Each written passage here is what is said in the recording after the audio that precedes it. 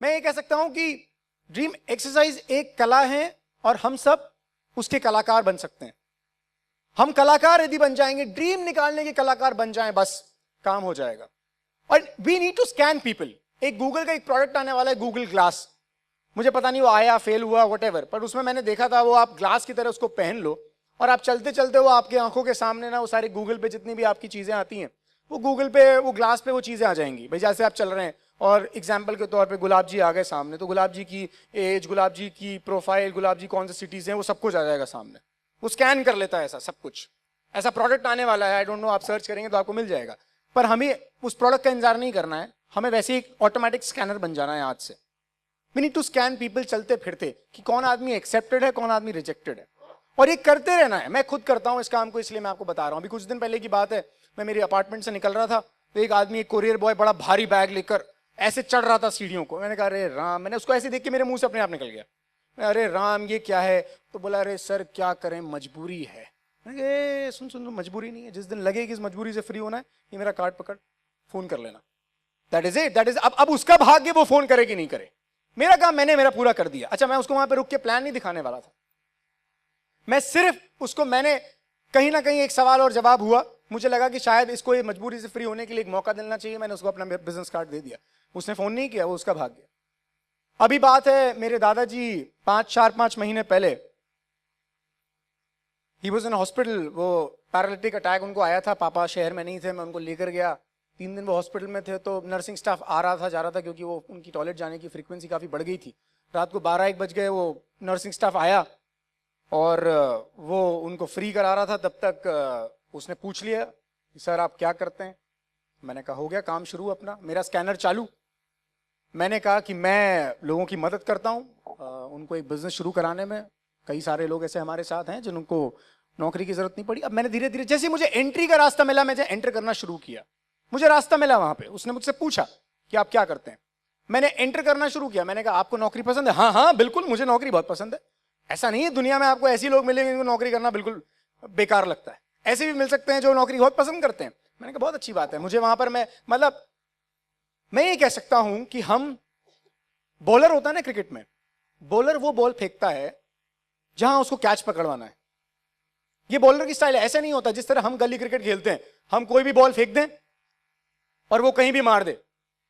जितने भी fast bowlers हुए हैं, जितने भी मैक्सिमम विकेट टेकर्स हुए हैं क्रिकेट में, वो बॉल ऐसी डालते हैं कि उन्हें पता है मैं यहां बॉल डालूंगा, ये कैच वहां पर फील्डर खड़ा उसको पकड़ाएगा, और इसीलिए वो अच्छे बॉलर होते हैं। हमें सवाल वो फेंकना है जहां पे हम कैच पकड़वाना चाहते हैं।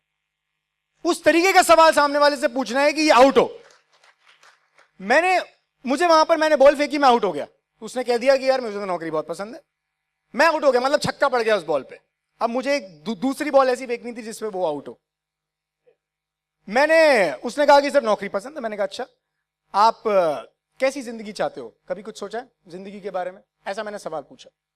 तो बोला कि सर जिंदगी तो अच्छी चाहते हैं। मैंने कहा किस तरह की जिंदगी? रात के 12, 12:30, 1 बज रहे हैं और मैं उससे ये सवाल कर रहा हूँ खड़े खड़े, जब तक वो अपना काम कर रहा था। तो बोला कि सर जिंदगी तो बहुत अच्छी होनी चाहिए। मैंने कहा कैसी होती है अच्छी जिंदगी, आप थोड़ा बताइए तो सही। अब यही सर कि अपनी अच्छी जिंदगी हो, लाइफस्टाइल अच्छी हो, परिवार की अच्छी जिंदगी हो। मैंने कहा क्या होता है और थोड़ा डिस्क्राइब कीजिए। कि सर नाम हो, थोड़ा पैसा हो। मैंने कहा अच्छा कितना पैसा चाहिए? बॉल फेंकी मैंने। अब मुझे पता था कि कहीं ना कहीं अभी विकेट गिराएगा। बोला कि सर 50,000 लाख रुपए होते हो, मुझे मिल गया। मैंने कहा अब तो मैं इसको यॉर्कर मारूंगा और ये कंप्लीट बोल्ड है। अगला सवाल जो होने वाला था मेरा, पूरा फिक्स मामला चल रहा है ये, मेरे पास बॉल फिक्स है। मैं बॉलर चेंज कर लेता कि एक बार 2-3 छक्के पड़ जाते हैं ना, जब बैट्समैन 2-3 छक्के मार दे लगातार, तो उसके बाद कौन सी बॉल आती है? यॉर्कर, या फिर बाउंसर आएगी, अगर उसको समझ में नहीं आ रहा है तो। अब मुझे पता लग गया कि ये कंप्लीटली बोल्ड होने वाला है। तो मैंने अगला सवाल पूछ दिया कि भाई साहब जो नौकरी कर रहे हो, इससे कभी 50,000 लाख रुपए आएंगे कि नहीं आएंगे? तो फिर ऐसा कुछ करना चाहते हो जिससे 50,000 लाख रुपए हो? कि हाँ। तो पकड़ो card, business card, as simple as that. हो गए ड्रीम एक्सरसाइज। अब आपको पता है हुआ क्या? मैं ईमानदारी से बता रहा हूं, झूठ कभी मैं बोलता नहीं। 6 फोन किए उसने, मुझे गिनती की 6, और मेरे पास टाइम नहीं था उसको बताने के लिए। मैं दादाजी को संभालूं कि उसको प्लान दिखाऊं, मेरे पास टाइम नहीं था। ऐसा हो सकता है दिन भर में हम हर एक व्यक्ति को प्लान दिखाने के लिए नहीं निकले हैं। हमें एक्सेप्ट और रिजेक्ट करना है। जो आदमी हमारी बॉल से बोल्ड हो रहा है वही व्यक्ति हमारे काम का है।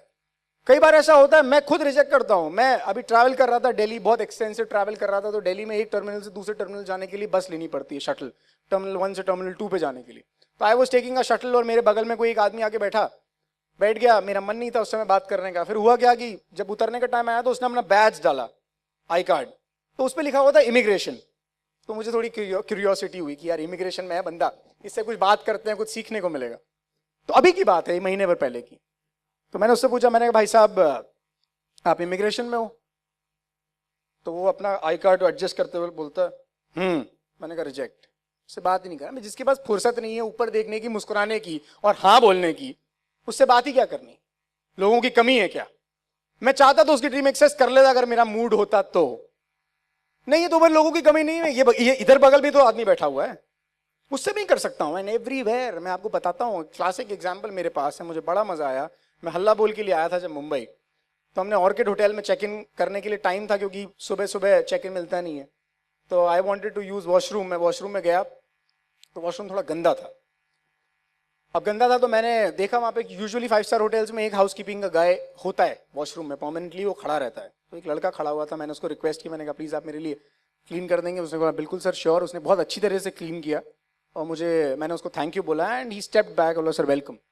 मुझे बहुत अच्छा लगा and he was a young guy. मुझे ऐसा लगा कि शायद, ऐसा लगा, अंदर से फीलिंग आ जाती है कई बार जब आप स्कैनर बन जाते हैं ना, तो स्कैनर बनने के बाद एक ऐसी फील आ जाती है आपको कि नहीं यार, इस व्यक्ति को शायद यहाँ से हम फ्रीडम दिला सकते हैं। तो मैंने मेरा काम किया, मैं बाहर आया, मैंने हैंड वॉश किया और मैंने उसको कहा, मैंने कहा भाई जिंदगी भर इसी जगह रहना है या कुछ यहाँ से फ्री होना चाहते हो? बोले सर क्या है? मैंने कहा क्या है क्या नहीं है वो तो मैं बाद में बताऊंगा, पर फ्री होना चाहते हो कि नहीं होना चाहते हो?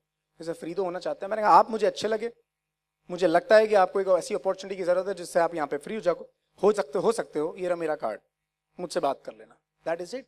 दिन भर में अगर मेरा वास्तव में मन होता है, मूड होता है, तो दिन भर में मेरा टारगेट रहता है कि 10 से 20 लोगों को मेरा बिजनेस कार्ड में दे दूं। अब उनका भाग्य वो मुझे घंटी मारे कि नहीं मारे।